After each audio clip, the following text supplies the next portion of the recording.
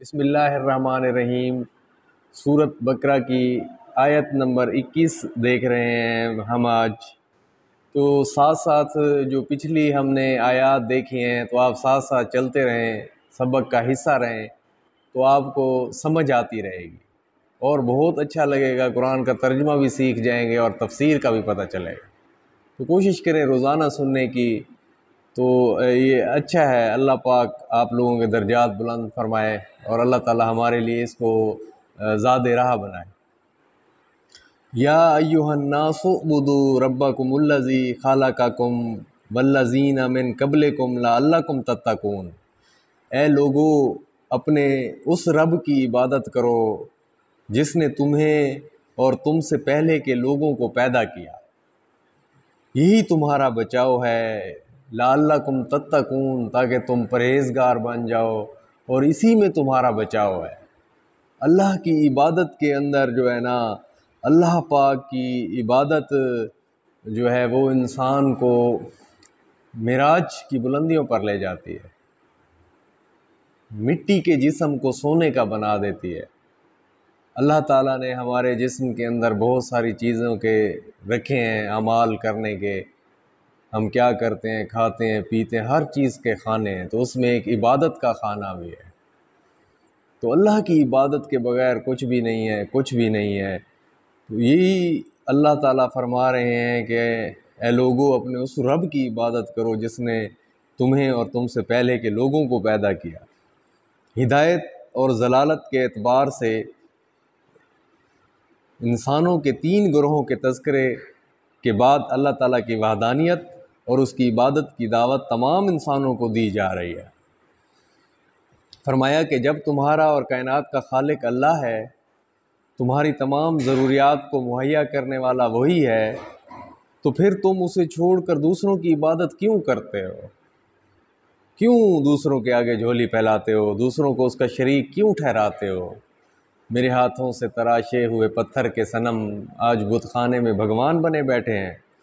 اگر تم عذاب خداوندی سے بچنا چاہتے ہو تو اس کا صرف ایک ہی طریقہ ہے کہ اللہ کو ایک مانو اور صرف اسی کی عبادت کرو۔ جانتے بوجھتے شرک کا ارتکاب مت کرو، ان شرک لظلم عظیم۔ شرک جو ہے یہ بہت بڑا ظلم ہے انسان کے اوپر۔ سارے اعمال کے سلسلے منقطع ہو جاتے ہیں، نامہ اعمال ہی نہیں کھلے گا، ہوگا جو کچھ نہیں، نیکیوں کا سلسلہ ہی آگے شروع نہیں ہوگا۔ تو یہ ہے کہ انسان، کتا جو ہے وہ اپنے مالک کو پہچانتا ہے لیکن انسان اپنے خالق کو نہیں پہچانتا۔ تو ستا وہ جاگ دے، کتے تیں تو اتے، بابا بلے شاہ نے فرمایا۔ ٹھیک ہے، تو وہ کہتے ہیں کہ رات کو جاگتے رہتے ہیں اور انسان تو غافل سویا رہتا ہے۔ اٹھ جا گھراڑے مار نہیں ہے، سوڑ تیرے درکار نہیں۔ کتھے ہے سلطان سکندر، موت نے چھٹ دی پیر پیغمبر، سبھی چھٹ چھٹ گئے اڈمبر، کوئی ایتھے پائیدار نہیں، اٹھ جا گھراڑے مار نہیں ہے، سوڑ تیرے درکار نہیں۔ ایک دن جہانو جانا ہے، جا قبر وچ سمانا ہے، تیرا گوشت کیڑیاں کھانا ہے، رکھ چنتا مرگ وسار نہیں، اٹھ جا گھراڑے مار نہیں ہے، سوڑ تیرے درکار نہیں۔ بلہا شوہ بن کوئی ناہی، ایتھے اوتھے دوہیں سرائیں، سنبھل سنبھل کے قدم ٹکائیں، پھر آوݨ دوجی وار نہیں، اٹھ جا گھراڑے مار نہیں، یہ سوڑ تیرے درکار نہیں۔ تو انسان کی عظمت اور بلندی بھی اسی میں ہے کہ اپنے رب کریم کے سامنے جھک جائے۔ بہت ساری دلیلیں ہیں، بہت ساری باتیں ہیں کہ اللہ کی ذات جو ہے نا ہماری خالق ہے، مالک ہے، کہ ہے ذات واحد عبادت کے لائق، زبان اور دل کی شہادت کے لائق، اسی کے ہیں فرما اطاعت کے لائق، اسی کی ہے سرکار خدمت کے لائق، لگاؤ تو لو اس سے اپنی لگاؤ، جھکاؤ تو سر اس کے آگے جھکاؤ۔ یہ آگ، یہ پانی، یہ ہوا ہے کہ نہیں ہے، یہ برق، یہ بادل، یہ گھٹا ہے کہ نہیں ہے، یہ پھول، یہ خوشبو، یہ صبا ہے کہ نہیں ہے، اب سوچ میرے دوست خدا ہے کہ نہیں۔ دیکھنے والی آنکھ ہو تو ہر چیز میں اللہ کی ذات کا پرتو اور عکس نظر آتا ہے۔ دیکھیں، کسی ملحد نے، ناستک نے، ایتھیسٹ نے، اللہ کو نہ ماننے والے نے پوچھا کسی سے، اللہ والے سے، کہ بھئی اللہ کی ذات موجود ہے، کوئی دلیل تو دیں۔ انہوں نے کہا کہ سمندر میں کشتی ہے، چل رہی ہے اس کے اندر، ٹھیک ہے، اور ساز و سامان ہے، چیزیں ہیں، لیکن ملاح کوئی نہیں ہے چلانے والا۔ جہاں وہ چاہتی ہے پھر رک جاتی ہے، جہاں چاہتی ہے چل پڑتی ہے وہ، اور پورے کا پورا نظام اس نے بنایا ہوا ہے اپنا۔ تو ہنسنے لگا، اس نے کہا یہ کیسے ہو سکتا ہے، بغیر ملاح کے، بغیر کیپٹن کے، بغیر چلانے والے کے یہ کیسے چل سکتے؟ تو اللہ والے نے کہا کہ بغیر اللہ کے یہ نظام کیسے پھر چل سکتا ہے؟ یہ آسمان کے اوپر جو ہے نا، یہ دیکھیں صبح ہوتی ہے، شام ہوتی ہے، عمر یوں ہی تمام ہوتی ہے۔ صبح ہوتی ہے، دیکھیں ہم زندگی کے امور طے کرتے ہیں، زندگی کے کام کرتے ہیں، پھر شام ہو جاتی ہے، ہم سو جاتے ہیں۔ تو پھر دیکھیں کیسے جو ہے نا وہ ساری رات جو ہے کیا ہوتا ہے ایسا کہ پھر سورج مشرق سے نکل آتا ہے، پہلے مغرب میں غروب ہو جاتا ہے، پھر مشرق سے نکل آتا ہے، ہم سو جاتے ہیں، تو پھر دیکھتے ہیں یہ کیا ہوتا ہے، زمین چکر کاٹ رہی ہے، ٹھیک ہے، سورج کے گرد۔ تو یہ کیا اللہ کا نظام ہے اتنا پرفیکٹ کہ اللہ نے اس کو مسخر کیا ہوا۔ تو اللہ کی ذات کی پہچان جو ہے نا یہ بہت بڑی بات ہے، اللہ کو پہچاننا بہت بڑی بات ہے۔ کون ہے جس نے انڈا ہے، ٹھیک ہے، اس کے چاروں طرف سے باندھا ہے، اس کے اندر سے اللہ جاندار پیدا کر دیتا ہے۔ اللہ ہی ہے جو دیکھیں سنہرا خوبصورت انڈا ہوتا ہے، چاروں طرف سے باندھا ہے، لیکن پھر بھی اس میں سے چوزے جو ہے نا وہ نکل آتے ہیں۔ تو یہ اللہ ہی ہے، اللہ یہ نظام قائم کرنے والا ہے، اللہ انسان کو ہدایت دینے والا ہے۔ اور ہدایت جو ہے نا اسی طریقے کے اوپر ملتی ہے جب نبی پاک صلی اللہ علیہ وسلم کے رستے کے اوپر چلیں گے۔ صرف اللہ ہدایت دیتا ہے، اللہ۔ طریقہ کون سا ہے؟ حضرت محمد صلی اللہ علیہ وسلم کا طریقہ ہے۔ اگر تمہیں خدا کی محبت کا دعویٰ ہے تو آؤ میری پیروی کرو، اللہ بھی تم سے محبت کرے گا۔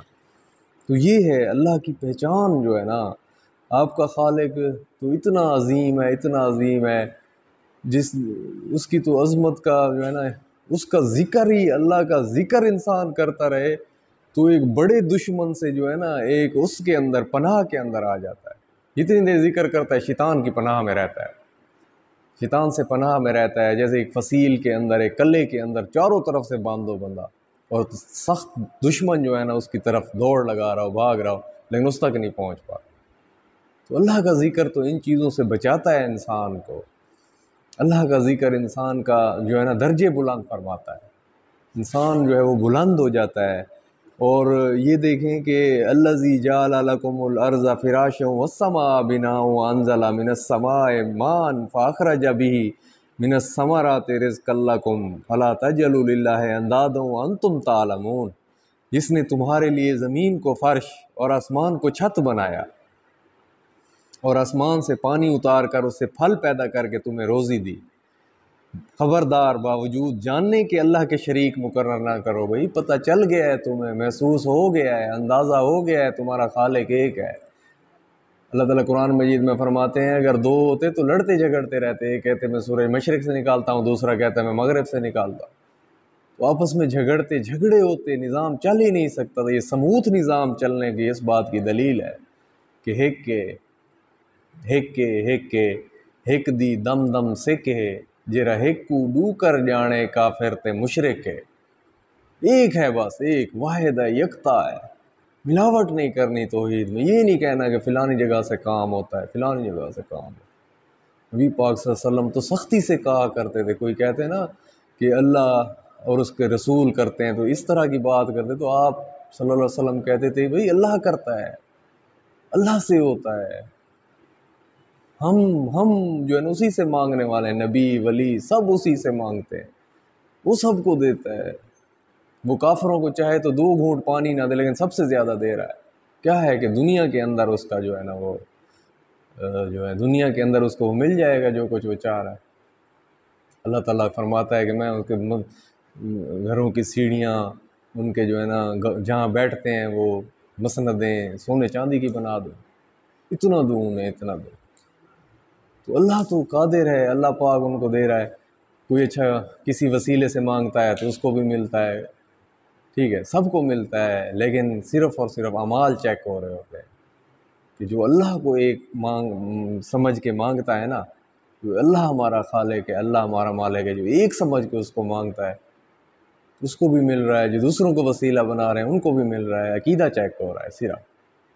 صرف اللہ سے مانگو، اللہ ہی دینے والا ہے، اللہ ہمارا خالق ہے، اللہ ہمارا رازق ہے۔ کوئی ایک جو ہے نا یہ سانس چل رہا ہے بند ہو جائے، وہی ہے جو قادر ہے، ختم ہو جائے ہر چیز، ہستی ختم ہو جائے، وہ قادر ہے، سانس چلانے پہ قادر ہے، روزی دینے پہ قادر ہے، کھلانے پہ قادر ہے۔ تو اس نے جو ہے نا دیکھو، اس نے بخارات کے ذریعے جو ہے نا سمندروں سے دریاؤں کے اوپر بخارات اٹھتے ہیں، وہاں سے آسمان کے اوپر چھا جاتے ہیں، اور آسمان سے جو ہے وہ آسمان سے برستی ہے، آسمان سے جو بارش برستی ہے پھر وہ مردہ زمین کے اوپر پڑتی ہے، تو اللہ تعالیٰ اس سے زندہ چیزیں پیدا کرتا ہے۔ تو اسی طرح قیامت والے دن اللہ تعالیٰ مردہ زمین سے زندہ انسان پیدا کرے گا، پور کو اللہ تعالیٰ دوبارہ پیدا کرنے پہ قادر ہے، پورز دوبارہ جو ہے نا اللہ پیدا کرے۔ ایک جو ہے نا انگریز نے یہ بات سنی تو مسلمان ہو گیا کہ واقعی جو ہے نا دیکھیں ہمارے ہاتھوں کے مسام ہیں، ہر انسان کے مختلف ہیں، یہ فنگر پرنٹس ہیں، ہر کسی کے مختلف ہیں، لیکن اللہ تعالیٰ جو ہے وہ بنانے پہ قادر ہے۔ جتنے انسان ہیں، آج سے پہلے آئے، آپ آ رہے ہیں، قیامت تک آئیں گے، شکلیں نہیں ملتی، ٹوئنز ہوتے ہیں، جڑواں ہوتے ہیں، لیکن شکلیں اگر تھوڑی تھوڑی مل بھی جائیں، عادات نہیں ملتی ان کے آپس۔ آنکھوں کی جو ساخت ہے، بناوٹ ہے، ہر انسان کی مختلف ہے، فنگر پرنٹس مختلف ہے۔ کون سی چیزیں ہیں کہ جو انسان مطلب کہ غور کرے، فکر کرے تو اس کو سمجھنا ہے؟ تو اللہ ہی ہے، اللہ اٹھاتا ہے۔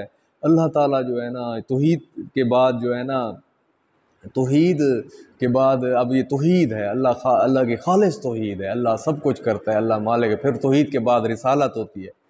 تو یہ جو ہے اگلی آیت ہے وہ رسالت کے حوالے سے ہے کہ وَإِن كُنتُمْ فِي رَيْبٍ مِّمَّا نَزَّلْنَا عَلَىٰ عَبْدِنَا فَأْتُوا بِسُورَةٍ مِّن مِّثْلِهِ وَادْعُوا شُهَدَاءَكُم مِّن دُونِ اللَّهِ إِن كُنتُمْ صَادِقِينَ۔ ہم نے جو کچھ اپنے بندے پر اتارا، اس میں اگر تمہیں شک ہو اور تم سچے ہو تو اس جیسی ایک صورت تو بنا لاؤ۔ تمہیں اختیار ہے کہ اللہ تعالیٰ کے سوا اپنے مددگاروں کو بھی بلا لو۔ توحید کے بعد جو ہے نا رسالت کا اثبات فرمایا جا رہا ہے کہ ہم نے بندے پر جو قرآن نازل فرمایا ہے نا، عظیم ترین کتاب، اس کی منزل من اللہ ہونے میں اگر تمہیں شک ہے تو تم اپنے تمام حمایتوں کو بلا لو ساتھ۔ یہ ان کو جو اہل عرب تھے، ٹھیک ہے، ان کو یہ چیلنج کیا جا رہا ہے، جو شاعر تھے، فصاحت اور بلاغت کے جو ہے نا کمال، وہ تھے، دوسروں کو عجم سمجھتے تھے، گنگے ہیں، وہ بھی نہیں ایک بنا سکے۔ انا اعطیناک کل کوثر فصلی لربک وانحر ان شانئک ھو الابتر، ایک آیت نہیں بنا سکے۔ اللہ نے کھلا چیلنج کر دیا ان کو، بناؤ، سارے مل جاؤ، میرے علاوہ سارے اکٹھے ہو جاؤ، کوشش کرتے رہو، بیٹھو، سر جوڑو، سالوں لگاؤ، لیکن نہیں، ایک نہیں بنا سکتے۔ ایک اور جگہ فرمایا تم 10 بنا کر لاؤ۔ اگر ایسا نہیں کر سکتے تو تمہیں سمجھ لینا چاہیے کہ واقعی یہ کلام کسی انسان کی کاوش نہیں ہے۔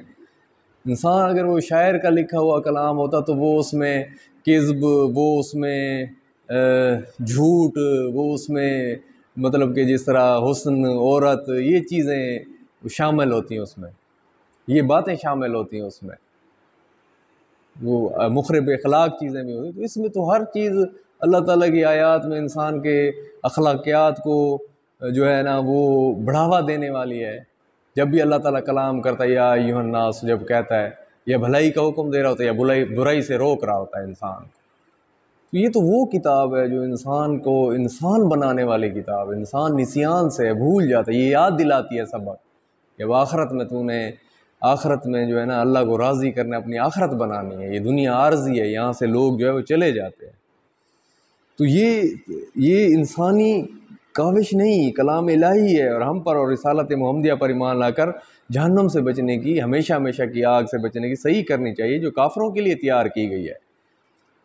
یہ قرآن کریم کی صداقت کی ایک اور واضح دلیل ہے، اور عرب و عجم کے تمام کافروں کو چیلنج دیا گیا ہے، لیکن وہ آج تک اس کا جواب دینے سے قاصر ہیں، اور یقیناً قیامت تک قاصر رہیں گے۔ سب کافر مل کے کوشش کر رہے ہیں، اللہ اس کی حفاظت کر رہا ہے۔ وہ کوئی چیزیں جو ہے نا اس میں شامل کرنے کی کوشش کرتے ہیں تو کم خواب میں ٹاٹ کا پیمان، جس طرح کوئی ریشم کا کوئی چیز بنی ہوئی ہے اور اس میں کوئی ٹاٹ کی کوئی چیز لگا دے، واضح ہو جاتی ہے۔ قرآن و حدیث میں جو چیز شامل کرتے ہیں واضح ہو جاتی ہے۔ تو یہ سچا ہے۔ نبی پاک صلی اللہ علیہ وسلم نے فرمایا کہ تمام نبیوں کے معجزے ان کے اس وقت کے انسانوں کے لیے تھے، یہ قیامت تک کے لیے میرا معجزہ ہے، اور سب سے زیادہ لوگ ایمان اسی کے اوپر لائیں گے اور جنت میں داخل ہوں گے اس کے اوپر عمل کر کے۔ تو اب فَإِلَّمْ تَفْعَلُوا وَلَنْ تَفْعَلُوا فَاتَّقُوا النَّارَ الَّتِي وَقُودُهَا النَّاسُ وَالْحِجَارَةُ أُعِدَّتْ لِلْكَافِرِينَ پس اگر تم نے نہ کیا اور تم ہرگز نہیں کر سکتے تو اسے سچا مان کر، اس کتاب کو سچا مان کر اس آگ سے بچو جس کا ایندھن انسان اور پتھر ہے، جو کافروں کے لیے تیار کی گئی ہے، اعدت سجائی گئی ہے۔ اور یہ کافر جو ہے نا، یہ کافر اور پتھر لکڑیاں ہوں گی جو جلیں گی اور پھر آگ کو بڑھاوا دیں گی۔ تو پتھر سے مراد بقول ابن عباس کے گندھک کے پتھر ہیں، اور بعض حضرات کے نزدیک پتھر کے وہ اصنام بت بھی جہنم کا ایندھن ہوں گے جن کی لوگ دنیا میں پرستش کرتے رہے ہوں گے، جیسا کہ قرآن مجید میں بھی ہے کہ تم اور جن کی تم عبادت کرتے ہو جہنم کا ایندھن ہوں گے۔ اور اس سے تو یہ بات بھی معلوم ہوئی کہ جہنم اصل میں کافروں اور مشرکوں کے لیے تیار کی گئی ہے۔ اور دوسری بات یہ معلوم ہوئی کہ جنت اور دوزخ کا وجود ہے جو اس وقت بھی ثابت ہے، یہی سلف امت کا عقیدہ ہے، یہ تمثیلی چیزیں نہیں ہیں جیسا کہ بعض متجددین اور منکرین حدیث باور کراتے ہیں۔ پھر اس کے بعد وبشر الذین آمنوا وعملوا الصالحات ان لهم جنات تجری من تحتها الانہار کلما رزقوا منها من ثمرات رزقا قالوا هذا الذی رزقنا من قبل وأوتوا به متشابہا وَلَهُمْ فِيهَا أَزْوَاجٌ مُطَهَّرَةٌ وَهُمْ فِيهَا خَالِدُونَ۔ اور ایمان والوں اور نیک عمل کرنے والوں کو ان جنتوں کی خوشخبریاں دے دو جن کے نیچے نہریں بہہ رہی ہیں، جب کبھی وہ پھلوں کا رزق دیے جائیں گے اور ہم شکل لائے جائیں گے تو کہیں گے یہ وہی ہیں جو ہمیں اس سے پہلے دیے گئے تھے، اور ان کے لیے بیویاں ہیں صاف ستھری، اور وہ ان جنتوں میں ہمیشہ رہنے والے ہیں۔ تو قرآن کریم نے ہر جگہ ایمان کے ساتھ عمل صالح کا تذکرہ فرمایا ہے، اور اس بات کو واضح کر دیا کہ ایمان اور عمل صالح ان دونوں کا چولی دامن کا ساتھ ہے۔ عمل صالح کے بغیر ایمان ثمر آور نہیں، اور ایمان کے بغیر اعمال خیر کی عند اللہ کوئی اہمیت نہیں۔ اور عمل صالح کیا ہے؟ جو سنت کے مطابق ہو اور خالص رضائے الہی کی نیت سے کیا جائے۔ خلاف سنت عمل بھی نامقبول، اور نمود و نمائش اور ریاکاری کے لیے کیے گئے عمل بھی مردود ہے۔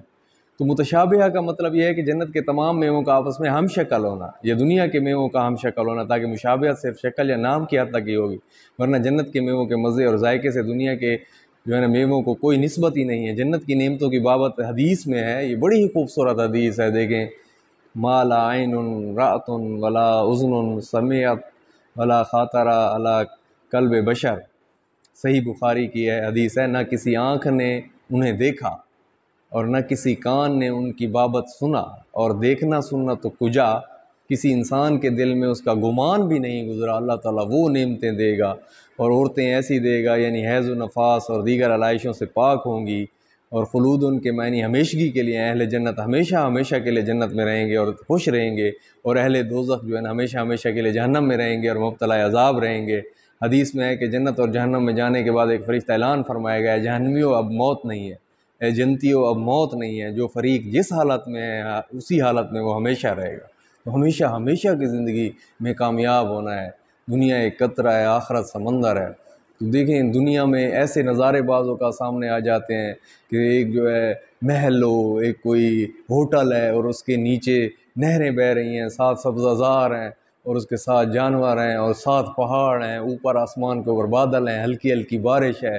تو یہ خوبصورت مناظر انسان دیکھ لیتا ہے اور قدرت حق کو یاد کرتا ہے، لیکن اللہ نے جو جنتوں کے اندر رکھے ہوئے ہیں اس تک تو انسان پہنچ ہی نہیں سکتا، نہ سوچ سکتا ہے، نہ گمان کر سکتا ہے۔ تو یہ بیان کیا گیا ہے۔ تو اللہ تعالیٰ ہمیں ان چیزوں کے اوپر عمل کرنے کی توفیق عطا فرمائے اور نیک اعمال کرنے کی توفیق عطا فرمائے۔